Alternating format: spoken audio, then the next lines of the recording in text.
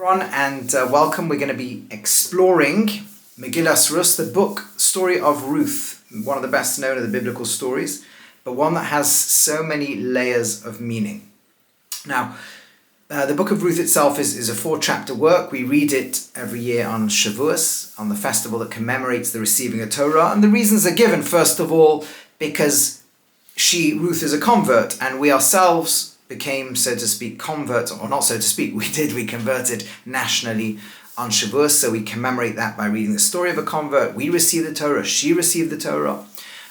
Also, the fact that the word Shavuos, the festival that commemorates receiving Torah, the word means weeks, the festival of weeks, because of the 7-week count leading up to it from Pesach to Shavuos. And those 7 weeks commemorate the beginning of the barley season, the barley harvest in Israel, which starts on the 2nd day of Pesach, all the way up to the beginning of the wheat harvest, Shavuos. And those 7 weeks are where the major events of the story happen. From chapters 2, 3, and 4, literally begin at the end of chapter 1 is the beginning of the barley season. So literally these Shavuos, these 7 weeks leading to the festival of Shavuos, are when the main episodes take place. But also because the book ends with the birth of David. Ruth is a convert who joins the Jewish people and ends up becoming the great-grandmother of royalty, of King David, and later all the Davidic lineage, all the way to the Mashiach, to the Messiah at the end of history. And the book ends with the word David. He's going to be born, and his death and birth are both Shavuos. So there's so many links, but how do we thread these pieces together? And here we have an amazing thing. The Medrash tells us, the ancient rabbinic commentary, the Rus Rabbah, uses the following expression. It says in Rus Rabbah 2:14 that this Megillah does not contain lo tumah v'lo tara, not any laws of purity and impurity, no issa v'heta, no laws of what's permitted or forbidden. The whole book is to teach you the reward for chesed, for loving kindness. Okay, so you'd say, well, who's against loving kindness? Well, it turns out lots of people are. And in fact, the entire Megillah takes place in the background of a struggle between loving kindness and not now. What could be wrong with loving kindness? Why would anybody oppose it? Well, let's first of all just look at the beginning, because the Megillah itself opens with the following words. It was in the days the judges judged. And by the way, a good clue to analysing any biblical text is how does it open and how does it close? It goes from the days the judges judged, the centuries before there was a monarchy, before ancient Israel was one nation under one single political leader, while it was kind of a tribal confederacy, and the days of the judges, that's what it's called. The Book of Ch.1, the Book of Judges, depicts this era, and it ends with the introduction of David, the man who will unify the nation under a monarchy, and therefore you would expect that as a transitional work, it's going to involve political philosophy. And shockingly enough, it doesn't. The entire story is a book about love and relationship and loyalty and integrity and all these between 3 main characters. And we're going to explore all that. But it means that the transformation of a nation does not take place because you've got a great political system. The ability to create the right type of nation depends on the ability to rectify relationships between very different types of people, representing different types of backgrounds. And we're going to see the issues that underlie this. It's like if you can get the relationships between cells right, then you can build a human body. But if those relationships are not working, you can never build. Doesn't matter how great your vision is, the whole thing, the whole society will keep collapsing. And in fact, we begin the book in a state of societal collapse, captured brilliantly in several literary devices in the opening passage, the opening verse, 2 psukim, 2 verses of the whole book. It says, number 1, it was in the days the judges judged. Now, ostensibly, that ought to be locating the story in time. But it turns out to be a pretty useless temporal device, because the days the judges judged spans centuries. It's like saying it was in the days there were kings of England. Thank you. There were lots of them, right? Are you trying to pick a time? And the rabbi said there's another meaning to this. Shavot HaShoftim is ambiguous. It could also be read the days they judged their judges. So the rabbis, the Talmud, before the judge would say to you, take that toothpick out of your mouth, you'd say to the judge, well, take that house beam out of your eyes. An Aramaic phrase is lost in translation there. But what it means is either there was genuine accusing being of hypocrites, basically. They were accusing the judges of hypocrisy, of being hypocrites. Either they were correct or they were hypercritical. But either there's hypercriticism or genuine hypocrisy, right? Both of them, either one is a disaster. There's a breakdown in the moral order between those who should be leading the nation and being the moral authorities and the masses. Number 2, Vayhira of Ba'aretz. There is now economic breakdown. Famine. Number 3, social breakdown. It says, Vayelech ish beis Lechem Yehuda. A man leaves the town of Beis Lechem in Judea, who he, it doesn't say his name, just a man. And in fact, the rabbis tell us ish, right? The Medrash Tanchuma in Bamidbar says that ish means a nobleman. So a nobleman from the town of Beis Lechem in Judea, Bethlehem nowadays, leaves together with his wife. Why is he not giving us names? And his 2 children. And then the next verse says, oh, and by the way, the name, Elimelech, he's called Elimelech, she's called Naomi, Machlan Kilian. And Rabbi Miller quotes this idea that this device of anonymity, a man, a nobleman, and his wife means, this could have been about anybody. This is like a schematic sentence. You could insert any of the nobility into this verse. The entire nobility is leaving town. The noble are leaving. It happens to be we are particularly focused on one family, but this could have been anybody. In other words, when the famine strikes, the nobility are leaving. Now, 2 problems. Where are they going to? They're going to Moab. 2 problems. 1, why are the nobility leaving? Poor people might want to run away because there's a shortage of food, but the wealthy landowners have grain storages. They don't have a shortage of food. But number 2, if there's a problem in Bethlehem, in Beis Lechem, in Bethlehem, Moab is only on the other side. It's the east bank of the River Jordan, right? It's the land of Jordan today. Beis Lechem is on what's called the west bank of the River Jordan. They're very near each other. If there's a famine in one, there's probably a famine in the other. Now, it's true there's slightly better crop yields on the east bank than the west bank because precipitation from the River Jordan. But it's not massively significant. If there's real famine in one, there's probably going to be famine in the other. So what's happening here? And here we begin to understand something. Moab is a familiar culture and civilization biblically. They're criticized in the Torah, in the Book of Devarim, Book of Deuteronomy, that we're told that you can't even let Moabite men, even if they convert, they shouldn't marry into the Jewish people. Because they were anti-kindness. When the Israelites were wandering in the desert and were willing to pay for food, they were the civilization that said, no way, we refuse to sell you anything. We refuse to let you have water. We don't believe food, water, we don't believe in charity, we don't believe in kindness. Now, we have to know, where on earth does that ideology come from? We'll get there. But first, let's note this. The nobility were not short of food. The nobility had a problem. Everybody wants charity. When the famine strikes, the world wants charity, wants kindness, and the nobility of this town did not want to deliver. So we have a moral breakdown, the judges are being judged. We have the economic breakdown, there's a famine, and we have the social fabric breakdown. The rich don't want to look after the poor. They want to get out and go to the culture that is known for not caring for the needy. That's what's happening here. Now, why is Moab that way? Well, it turns out that this cultural attitude has antecedent roots in an old biblical culture called Sodom. Sodom are in the book of Genesis, the book of Bereshit. They are the kind of arch enemy or kind of antagonistic rivals of Abraham. Abraham and Sarah build an ideology based on kindness, chesed, loving kindness. And they had a nephew who they raised to be the heir to their movement, and his name is Lot.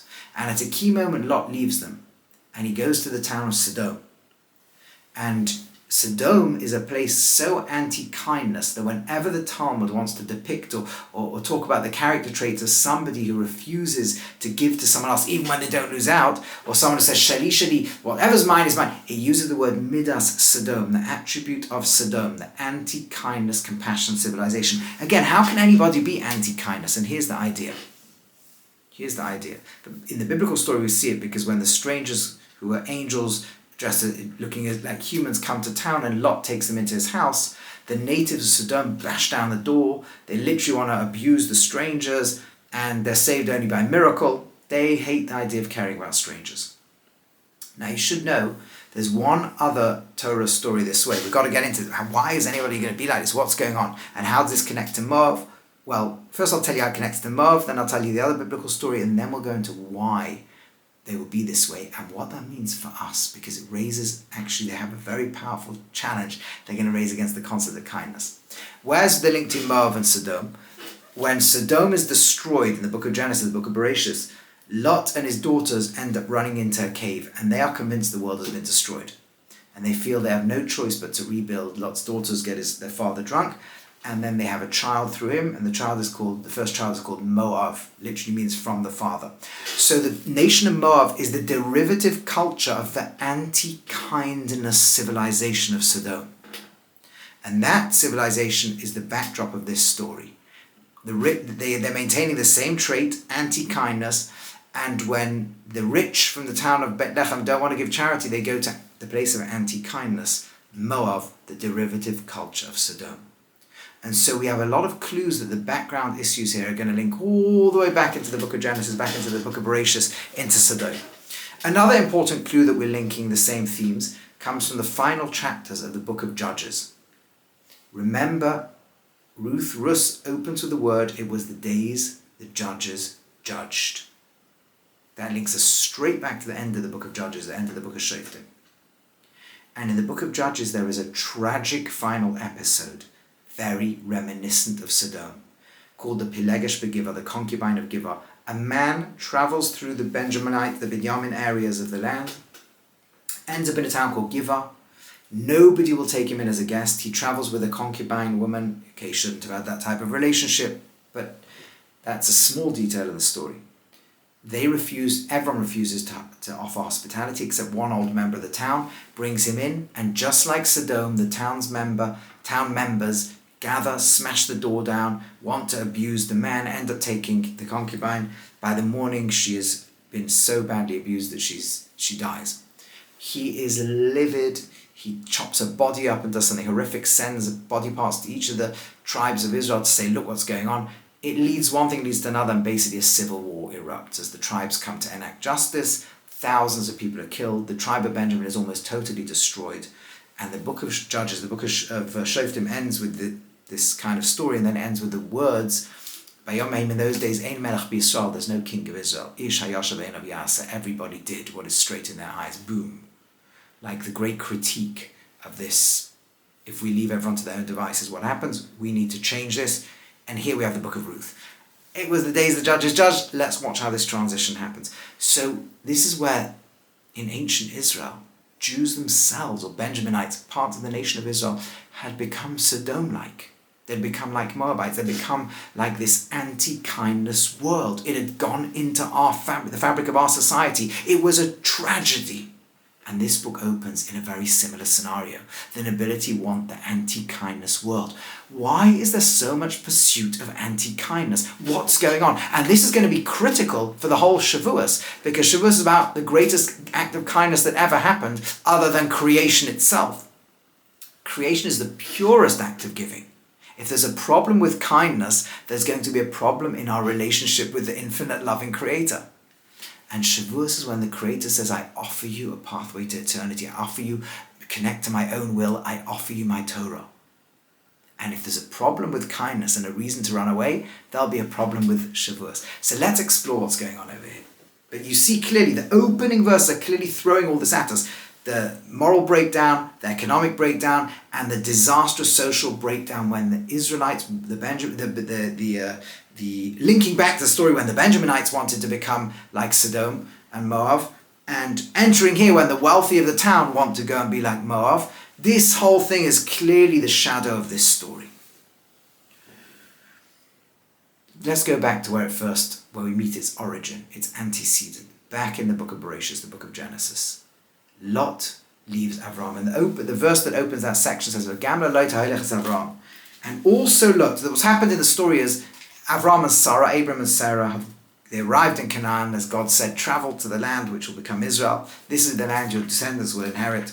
And then there's a famine in the land, similar to here, but unlike, they don't go to the East Bank where this climate's the same. They go all the way down to Egypt, where there's rivers and it's less affected by the rains. And as and Pharaoh, the whole story happens there. They end up leaving with tremendous wealth. I'm not going into all details now, just because, it's an important story, but we'll just get too sidetracked. But either way, as they return with tremendous wealth, this is the Gamlalite in chapter 13, verse 5, the Gamlalite Hailachas Avram, Hayatzoinu Bakavai also to Lot, who went with Abraham, he had a lot of wealth too. And you think, 1 second, what's that? And also to Lot. Just say Lot, there's blessing to this one, this one, this one. The Abarbanel commentator says, no. What's going on over here is it's emphasizing how Lot is really Mr. Also. And Rashi even says, what caused him to have this wealth, right? These are different commentaries, is the fact that he was with Avram. That's what the Torah is emphasizing. This was not self-made Lot. This is Lot who's Mr. Also in the relationship with Abraham, with Avram. And that is giving us the clue as to why then a few verses later he says, I can't stay with you. I've got to go to Sodom. Why? Why would the man who's been raised by Avram and Sarah, whose motto is loving kindness, whose relationship with God is look at God of loving kindness, who opened their tent to everybody in a world of loving kindness, who've raised this boy who was an orphan and lost, and they raised him in acts of loving kindness, and they've built him up and given everything. Why would he leave and go to their nemesis? And this is where Rabbi Weinberg and Rabbi Miller say it beautifully. That's exactly why. Lot turns to his uncle and aunt and says, do you know what? Do you know how much you've killed me with your kindness? You have smothered me. It may have been nice when I'm a little kid, but I'm an adult now and still the recipient of kindness. Do you know what it feels like to be the recipient of kindness?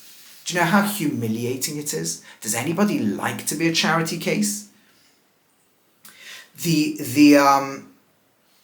This amazing thing, we use the word loving kindness, and it appears in a different context in the Torah.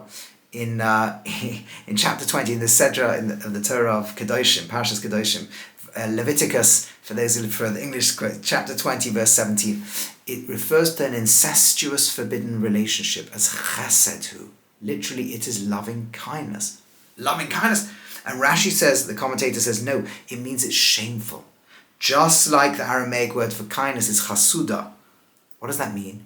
What's shame and kindness? Yet not if you're the doer of kindness. If you perform loving kindness, that's wonderful. But if you're the recipient, it is shameful. It is robbing of dignity. It's crushing. And this is where the Gemara tells us in Bava Metzia that somebody would rather one of their own than 9 of their friends. We want our own dignity. Right? This is literally, this is it. We do not want to be the recipient of somebody's kindness. Elsewhere, the rabbis call it Nahama de Chisufa, the bread of shame. It says, Lord, do you know how shameful it is that my whole life has just been being your kindness project? You may feel wonderful about yourself, but you are robbing me and all your other victims who make you feel so great of any dignity whatsoever. Do you know what it's like to go up to a potential future client and say, hi, I'm Lot's CEO of, yeah, you're Abraham's nephew, yeah, we'll deal with the boss. I'm a nobody. That's what you've done to me. I'm Mr. Gam in Hebrew, or in English, Mr. Also. And also Lot had all this wealth. I don't want this anymore. I want to have my dignity. I want to go into a place that knows the tyranny of the helping world, and I don't want a part of it. And Sodom is the place of self-made people, where we understand how dangerous kindness is, where we understand we don't want this world of welfare and caring and looking after and robbing humans, not letting them stand on their own 2 feet. We want to go there.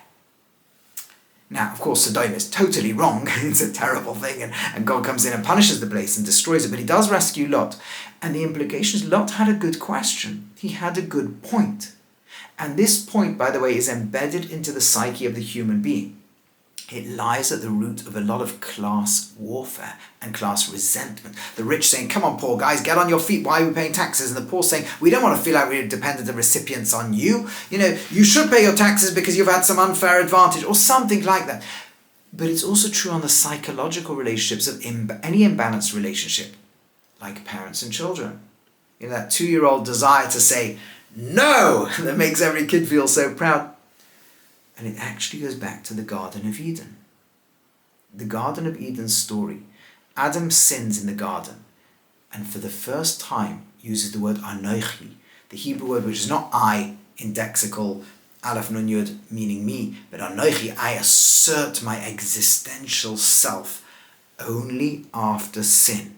As if to say, now, till now I've been a figment of your imagination, O loving creator of the universe. Very nice, you have kindness. What am I? That's what I am, just an automaton. Now I've done something that is me. I've cut you off. I'm being independent. And this is, by the way, subconsciously a huge part of the existential need to rebel against God. It's deep inside all of us. And it manifests as God tries to give the Torah to the Jewish people. In the Sedra of Yisra, the part of the Torah that describes the giving of Torah, it describes the Israelites, the Bnei Yisrael, camped at the foot of Mount Sinai, that they camped betachti sahar, literally underneath the mountain. And that's exactly amazing chazal, amazing time. The ancient rabbis tell us that yes, kaf aleim har kegigis. The Gemara says that in fact you could imagine the picture of God suspending the mountain over them like a barrel, saying it felt like being forced. We don't have a choice. How do you say no to the infinite creator of the universe giving you the greatest gift? But does it feel good? Or is there a part of us that wishes to rebel against it? And this is an issue that is very deep and very raw, that kindness is also robbing people of dignity. Our relationship with God feels robbed. It almost seems to dehumanize us. And if this problem is not solved, then we will have social tensions, family tensions, national tensions, and a relationship with God issue. And we will have the rich wanting to get out of town when the famine's there. Whether they do physically or not might vary from place to place and time to time, but there'll always be that resentment. And we cannot fully integrate as a nation until we can solve this, and we cannot fully deepen our relationship with God to the highest levels and receive Torah properly until we resolve this. By the way, in the chapter itself, so what actually happens in the story here in the opening chapter of Ruth is, first of all, they go to Moab, the boys marry Moabite women, all the men in the family die. Elimelech dies. By the way, even the name Elimelech, Eli, to me, Melech is kingship. Right? Think about that. It's very, very profound. It's all about self-centeredness. It's one way of there's different views on was he good, was he not good. He seems to have at one point been the elites of the generation, maybe even the righteous. I'm not going to go into all the different commentaries. But either way, the men die. The boys have married one, Ruth, and her sister-in-law, Orpah. And Naomi heads back to her country, back to Israel, back to Judea, back to Yehuda. And they want to come with her. And she says, no, go back to your lands. And they say, no, we want to go back to your people. It was an amazing sacrifice. They were willing to sacrifice comforts and home and familiar lands to go all the way back. And now Naomi wants to give a speech to deter them. And here's a great exercise for you to think about. Imagine you or I, right, anyone here, or anyone, one of you listening or watching this, had to give a speech to try to persuade them not to follow her. What would you say? Now listen, my daughters or daughters-in-law, right? Don't come in. Why? Loads of possible reasons, right? Because here you can be looked after by your own family. You've only got me, and I'm not a landowner. My husband was a landowner, but I'm not going to be much of a farmer. The town's probably taken over our properties. You're going to be poor. Here, you're an insider in nobility. With me, you're going to be an outsider, right? In a town that's very hostile and suspicious and very much like your Moabite type of civilization. That's what we're like too. They're going to be xenophobic. You're going to be treated as a stranger and an outsider. You're never going to be able to get married and build your own home. You're giving up your whole life that you can have an amazing life set up here and trading it for a terrible life there. But she doesn't say all that. You know what she says? It's absolutely shocking. It's in chapter 1, verse 11, Pasuk Yud Aleph. Naomi says, go back, my daughters. Why would you travel with me? Now listen to this. Do I still have children in my womb that are going to be husbands for you? Can you imagine them going, oh yeah, we never thought about that. Okay, I guess we go back. But Naomi's very serious about this argument. She actually goes, listen to what she then says. She then carries on, go back, my daughters. I'm actually too old to get married. That's what they're thinking. But now, let's suppose I would have hope. Like, what's she talking about?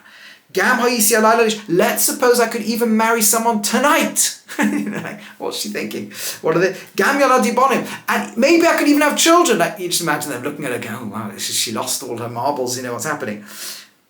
Next pasuk, what, you're going to wait around till they grow up? Again, you're going to become like agunas, like chained women, She goes, no, I'm too bitter for you. And you think they must just smile at this point, go, do you know what, Normie, it's okay, we weren't actually planning to wait for you to have children for us to marry, we'll still go with you. And yet, amazingly, it works. These girls or young women who were willing to give up everything and go with her 1 minute ago, Orpah kisses goodbye. Something Normie said triggers a reaction. Not only does she kiss goodbye, but the next thing, Normie turns to Ruth and says, it says, Ruth Dovka, but Ruth clings on, as if there's like some kind of hurricane wind blowing against them. Orpah's been blown out the water. Ruth is hanging on for dear life. What did these words, what chord did they strike? And so much so that Normie says, look, Orpah's gone back to El Amah, to her people, Ve'el Eloheha, and to her gods. 1 minute ago, she was willing to be part of the Jewish people and give everything up. Normie says this weird thing about children, and boom, Orpah's gone. And Ruth, what does she say? Some of the most famous psukim, most famous verses of the whole, anywhere in Tanakh actually. And Ruth says in verse 16, Ruth, Al tifki bi lazvech, don't push me to abandon you. As you keep pushing, I will stop talking to you. And then she seems to say the opposite, to go away from you. Because wherever you go, I go. Where you lie, I lie. Amech ami, your people are my people. And your God is my God. Where you die, I die. And there I shall be buried. Thus may God do to me. And even more than that, as we say as they say in Christian weddings, to death do we part. But that comes from here. Only in death do we part.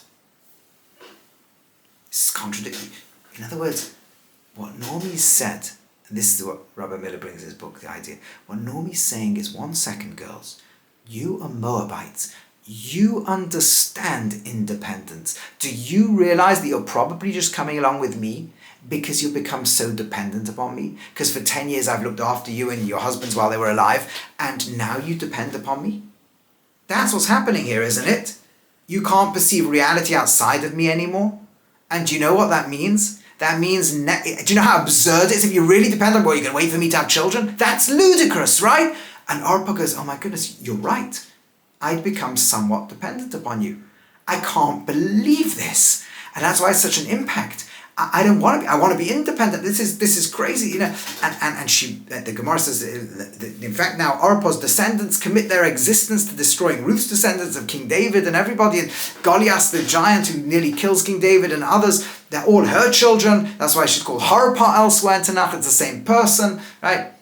And this terrible revolt against, literally feeling revolted by this whole process. And Ruth says, no, I'm clinging on. I'm going to resist this. Because you know what? If you push me, I will not talk to you again. I'll abandon you. But I'm going to follow you around because I don't need you. But I admire you. You have what I want to have, and you are what I want to become. I see greatness in you, and I will do whatever it takes to get there. And if that means your people are my people, your God is my God. By the way, amazingly enough, in the laws of conversion, both in the Rambam and the Shulchan Aruch, it has almost a very similar point. It says that, and it goes in the Gemara in Yevamos, this that if someone comes to convert to the Jewish people, in Daf Mem Zayin, page 47 of the tractate Yevamos, if somebody comes and says, I want to convert to Judaism, you know what you're meant to do? You're meant to tell them about anti-Semitism. Tell them you realize that throughout the exile till the Messianic era, there's some point in your life, your children, your grandchildren, somebody's going to suffer tremendously for being Jewish. If the person says, I don't care, I just want to come along, right, no matter what, then you accept them and start teaching them laws, and you teach them strict laws and lenient laws, and the Rambam says within the strict ones, you also teach them fundamentals of faith. Don't serve idolatry, we have one God. Stop thinking 1 second. This person just said they want to convert to Judaism, right? And they were willing to risk their life for it. And now you're telling them we don't do idols? What did they think they were doing a minute ago? Now you tell them we serve one God? What? And the answer must be like here. They looked and they saw and they say, whatever this thing Israel is, I want to be a part of it. There's something glowing in these people that seems to be carriers of a message that is so real and deep that truth lies in my admiration for them. Let me discover. It's because we're monotheists. Monotheists? Okay, fine. Then in that case, it must be this one God. That must be the secret, right? We don't do idols. That must be, she says, wherever you go, your God, my God, your thing, my thing. I don't care what it is. You tell me whatever God you have, it must be the one that's right. In Moab, presumably Naomi wasn't outwardly doing very much about this, but Ruth is saying, I don't care. What motivates me to follow your God, what motivates me to follow your people is I see something in you. In fact, a few verses earlier, when Naomi picks up to leave town, it says, Vatetse, she gets up from the place, she leaves the place she had been. Shahayta Sham, where she had been. Is in Pasuk Zayin, Pasuk 7. Vatetse min hamakom shahayta shama. She leaves the place where she had been there. Well, obviously she left the place. Why do you need to say that? Just she's going back to Israel. And that, of course, echoes one other time that phrase appears in Tanakh. And those of you familiar with the Torah will know it's, of course, Parshas Vayetze, right? In the book of Genesis, let's just find the quote here, chapter and verse is the book of beginning of chapter Vayetze, the chapter 28, Pasuk 10. Vayetze Yaakov, and Jacob left from Beersheba to go to Choron. Just say he went to Choron, obviously he left. Says Rashi, quoting there the Medrash there, that that in fact this is a Bereshis Rabbah, a Medrash, an ancient rabbinic commentary, that when the righteous leave place, it's like the lights go out. Pana Ziva, Panaida, the beauty, the glory, the place, you felt the impact. It was an event that he left. Something's now missing. And Rashi there quotes, so we find in the Book of Ruth, that Teitzim in a Mokum, when Naomi leaves the place, it's like the lights went out. And Ruth says, I noticed this. I've lived with you and I've seen what a tremendous person you are. And I understand when you got up to leave, it's like the lights of town went out, the spirituality departed. I want to be with you. I don't depend on you. I can get rid of the dependent. I can be independent. Don't worry about me. But I want to be like you. And I want to be whatever your people are. And I'll give everything up for that. No problem. And incredibly, now that she's exhibited at this point, we find something remarkable. As they come back into the town, as they come back, it literally says they came at the beginning of the barley harvest, right?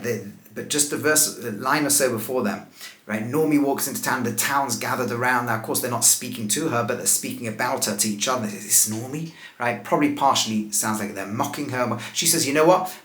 Don't call me Naomi, which means sweet. Call me Mara, which means bitter, because look what's happened to me. Don't be jealous of me, right? But subtext possibly is also, but talk to me, not about me. Anyway, as they walk in, she says, I went out and I came back with nothing, Vatoshav Naomi, verse 22, and Naomi returned. Okay, she can return because she's been here before. Ruth Moavia, and Ruth the Moabite. It emphasizes she's a Moavia, a Moabite. She probably felt very Moabite at that moment. A real outsider in a town that was not being hospitable. Kalasa, her daughter-in-law, Ima with her, Hashava Miste Moab, who returned from the fields of Moab. What? Who's that second return? Naomi returns, okay, and Ruth the Moabite, her daughter-in-law, returns from the field of Moab. Returns from the field of Moab? You can only return to somewhere you've been before. How can Ruth be returning? Naomi's returning. Where's Ruth returning? How's Ruth returning? Says the Gemara. An unbelievable thing. It says like this. It's a Medrash Rabbah. It says that back in the town of Lot, back in the town of Sodom, when the angels were saving Lot, they talked about him finding his daughters, Hanimtsa'is, who are to be found in Sodom. And the rabbis say this is a hint at something. What does it mean to be found? He's finding future daughters, right? This is the idea of the word finding is also used about King David. Matsasi David Avdi. I found David, my servant. Heichon Matsasi. Where did I find him? I found him in Sodom. What is that saying? In other words, unbelievable, that what's happening is, as Sodom is about to be destroyed, we know that the daughters are going to produce Moab. And in fact, the Gemara says that this refers specifically, these findings are Ruth and another one, Naamah, who are going to rejoin the Jewish people. What we're saying is this: when Lot left Abraham, he left with a gaping chasm in the people, in the psyche, in the entire question that threatened to undermine the meaning and purpose of everything Abraham and Avram and the later Israel, Jewish people, Torah, God all stand for. Loving, kindness, chesed. He left with a real problem. How does kindness not crush us? And we've been waiting for Lot to come back because we needed an answer to that question that only he could give us as the recipient of kindness. And we've been waiting centuries, maybe 800 years, for someone to come back to address this problem. And here she is. Ruth, she who was born in Sodom, born from Lot, born from the world of Moab, the descendant culture. She's back. We've waited centuries, and she's come to supply us with the resolution that has been so urgently needed if Israel is to ever work its way back to a civilization of unity and love, able to really deeply embrace the Torah and embrace God and heal divisions and heal the giver-taker power dynamics and all this stuff. She's back. And they come at the beginning of the Harvest Festival to let us know we're now on the journey to Shavuos. And that is such an exciting first chapter. At least I hope it's exciting for you. It is for me anyway. That really kind of puts into perspective the beginning of the Book of Ruth. And from there, Be'ez Hashem, Yitz Hashem, next week, we'll be able to see chapter 2 and how we begin the process of resolving all of this. That's what we're going to look at next time. I'll stay around if there's any questions.